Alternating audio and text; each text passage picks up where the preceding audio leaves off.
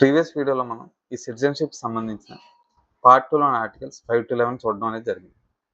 ఇవి కాన్స్టిట్యూషన్ కమెన్స్మెంట్లోకి వచ్చిన ముందు వరకు ఎవరైతే సిటిజన్స్ ఉన్నారో వాళ్ళని ఐడెంటిఫై చేస్తున్నారు. అంటే బిఫోర్ కమెన్స్మెంట్ ఆఫ్ కాన్స్టిట్యూషన్. అదే రాజ్యాంగం అమల్లోకి వచ్చిన తర్వాత సిటిజన్షిప్ని పొందడం గురించి కానీ లేదా లాస్ అవ్వడం గురించి కానీ మనకి సిటిజన్షిప్ యాక్ట్ 1955 ద్వారా తెలుస్తుంది అనమాట. సో అదేంటో చూద్దాం. సిటిజన్షిప్ యాక్ట్ 1955 ఏంటంటే acquiring or loss of citizenship గురించి మనకు వివరిస్తుంది. ఎప్పుడు ఆఫ్టర్ ది కమెన్స్మెంట్ అంటే రాజ్యాంగం అమల్లోకి వచ్చిన తర్వాత ఈ సిటిజన్షిప్ని పొందడం గురించి కానీ లేదా లాస్ అవ్వడం గురించి కానీ ఈ సిటిజన్షిప్ యాక్ట్ వివరిస్తుంది. ఎక్విజిషన్ ఆఫ్ సిటిజన్షిప్ పొందడానికి 5 మార్గాలు ఉన్నాయి. ఒకటి by birth, by descent, by registration, by naturalisation, by incorporation of territory. Loss of citizenship in 3 ways అనమాట. By renunciation, by termination, by deprivation. By birth person ఎవరైతే constitution commencement వచ్చిన తర్వాత జన్మించి before 1 July 1987 ఎవరైతే జన్మిస్తారో వాళ్ళు బై బర్త్ ఇండియన్ సిటిజన్స్ అవుతారు. Irrespective of parents నేషనాలిటీతో సంబంధం లేకుండా వాళ్ళు ఇండియన్ సిటిజన్స్ అవుతారు అన్నమాట. అదే July 1, 1987 నుంచి December 3, 2004 ఈ మధ్యలో కనుక జన్మిస్తే వీళ్ళు ఇండియన్ సిటిజన్ ఎప్పుడు కన్సిడర్ అవ్వబడతారంటే ఎయిదర్ ఆఫ్ హిస్ పేరెంట్స్లో ఎవరో ఒకరు ఇండియన్ సిటిజన్ అయ్యి ఉంటే by the time of his birth వాళ్ళని ఇండియన్ సిటిజన్గా పరిగణిస్తారు. అదే December 3, 2004 తర్వాత జన్మించుంటే బోత్ పేరెంట్స్ తల్లిదండ్రులు ఇద్దరూ ఇండియన్ సిటిజన్స్ అయ్యి ఉండాలి, లేదా ఒకరు ఇండియన్ సిటిజన్ అయ్యి ఉండి ఇంకొకరు ఇల్లీగల్ మైగ్రెంట్ అయ్యి ఉండకూడదు అనమాట.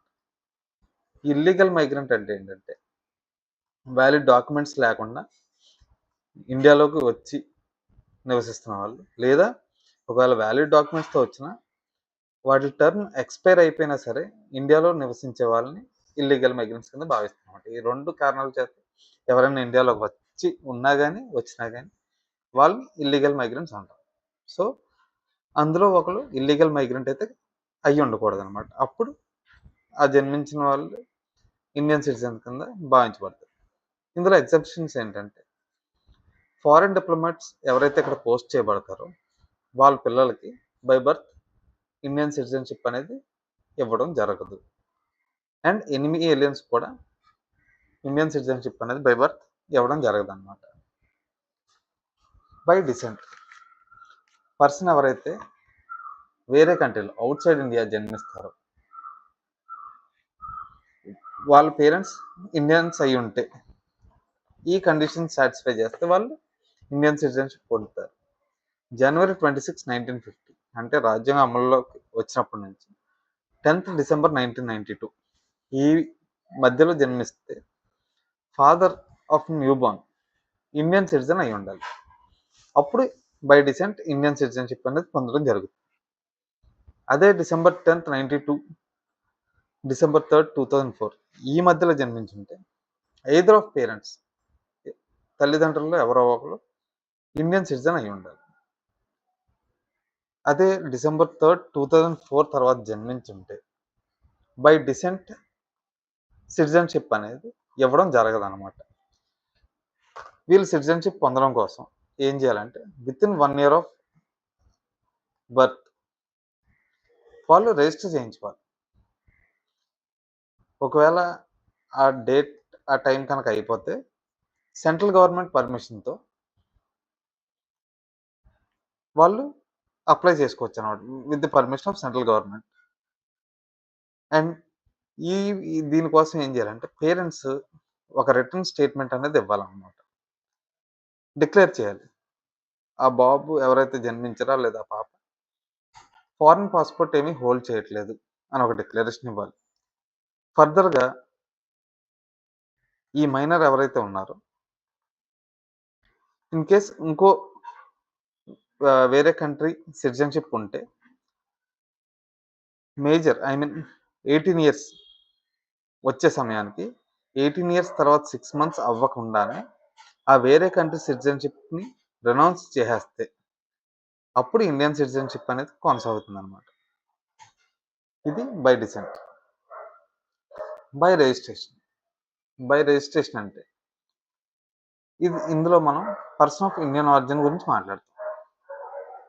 పర్సన్ ఆఫ్ ఇండియన్ ఆరిజిన్ అంటే 3 కండిషన్స్ ఉన్నాయి. ఎయిదర్ ఏదో ఒక టైంలో ఇండియన్ పాస్పోర్ట్ ఉండాలి, లేదా పేరెంట్స్ కానీ గ్రాండ్ పేరెంట్స్ కానీ ఇండియన్ సిటిజన్స్ అయి ఉండాలి, లేదా ఇండియన్ సిటిజన్ని పెళ్లి చేసుకుని ఉండాలి. ఈ 3 కండిషన్స్ ఫుల్ఫిల్ చేస్తే వాళ్ళని పర్సన్ ఆఫ్ ఇండియన్ ఆరిజిన్ అంటాం. ఈ మూడిటి ఎప్పుడైనా సరే ఇండియన్ పాస్పోర్ట్ కలిగి ఉన్నా సరే, లేదా parents grand parents Indian citizens అయి ఉన్నా, లేదా ఇండియన్ సిటిజన్ని పెళ్లి చేసుకున్నా వాళ్ళని పర్సన్ ఆఫ్ ఇండియన్ ఆరిజిన్ అంటాం అనమాట. సో బై రిజిస్ట్రేషన్ ఏంటనేది చూద్దాం. ఇవి పర్సన్ ఆఫ్ ఇండియన్ ఆరిజిన్ ఎవరైతే ఉన్నారో ఇండియాలో ఒక 7 years పాటు రెసిడెంట్ కింద ఉండుంటే, నివాసం ఉండుంటే ఈ అప్లికేషన్ ఫర్ రిజిస్ట్రేషన్ అనేది చేసుకోవచ్చు అనమాట. లేదు ఒకవేళ అవుట్ సైడ్ ఇండియా ఉండి ఈ అన్‌డివైడెడ్ ఇండియాలో కాకుండా, అంటే ఈ పాకిస్తాన్, ఈ బంగ్లాదేశ్‌లో కాకుండా వేరే ఫారిన్ కంట్రీస్‌లో ఎవరైనా నివాసం ఉండుంటే వాళ్ళు కూడా ఈ బై రిజిస్ట్రేషన్ అప్లై చేసుకోవచ్చు. అంతేకాకుండా ఒక ఫారినర్ ఇండియన్ సిటిజన్ పెళ్లి చేసుకొని ఒక 7 years పాటు రెసిడెంట్ కింద ఉంటే వాళ్ళు కూడా ఈ బై రిజిస్ట్రేషన్ అప్లికేషన్ అనేది పెట్టుకోవచ్చు అనమాట. Minor childrens of person who are citizens of India వీళ్ళు అప్లై చేసుకోవచ్చు. A person full age and capacity whose parents ఎవరి పేరెంట్స్ అయితే రిజిస్టర్ చేయించుకుంటారు, లైక్ సిటిజన్స్ ఆఫ్ ఇండియా కింద రిజిస్టర్ చేయించబడతారు, అతను కూడా ఈ బై రిజిస్ట్రేషన్ అనేది అప్లై చేసుకోవచ్చు అనమాట.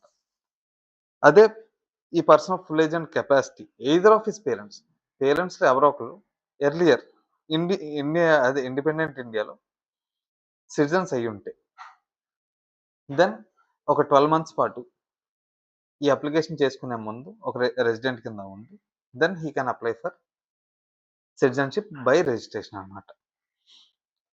అంతేకాకుండా ఓవర్సీస్ సిటిజన్ ఆఫ్ ఇండియాకి కూడా రిజిస్టర్ చేసుకోవడానికి ఛాన్సెస్ ఉన్నాయన్నమాట. ఎలా అంటే ఒక 5 years పాటు ఈ కార్డ్ని హోల్డ్ చేస్తూ ఉండి who is ordinary resident in India for 12 months, ఈ అప్లికేషన్ చేసే 12 months ముందు వరకు ఇండియాలో నివాసం ఉంటే ఈ overseas citizen of India card holder కూడా బై రిజిస్ట్రేషన్ అనేది అప్లై చేసుకోవచ్చు అనమాట.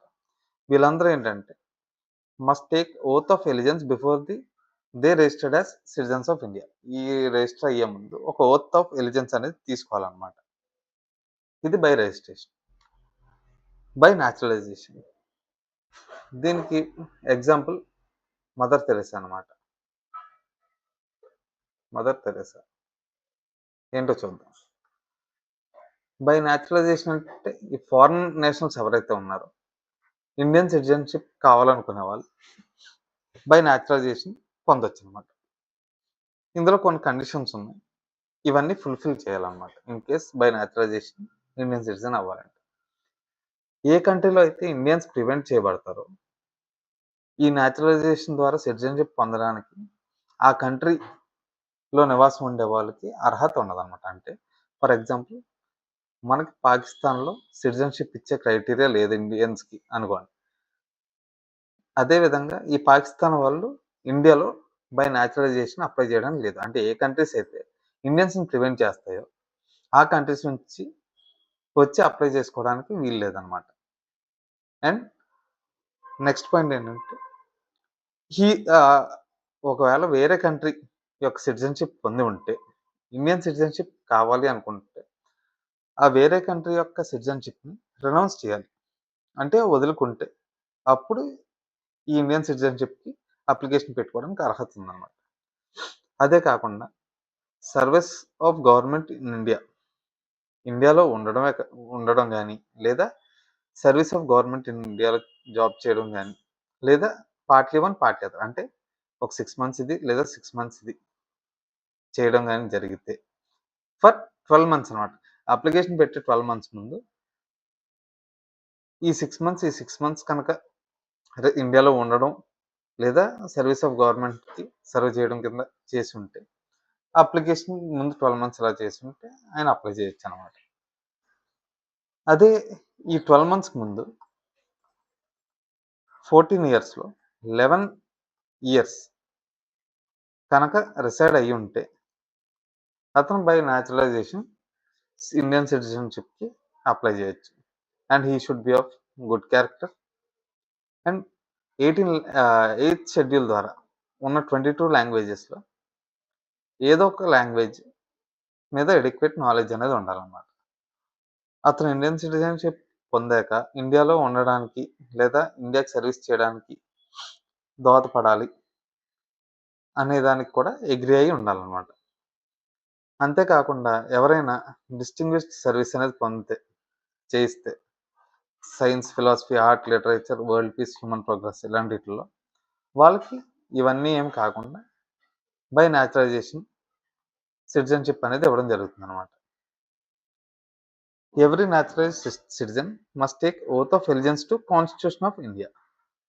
అండ్ ఇక్కడ మెయిన్ పాయింట్ ఏంటంటే, ఇండియాలో both by birth as well as naturalised citizen are eligible for the office of president.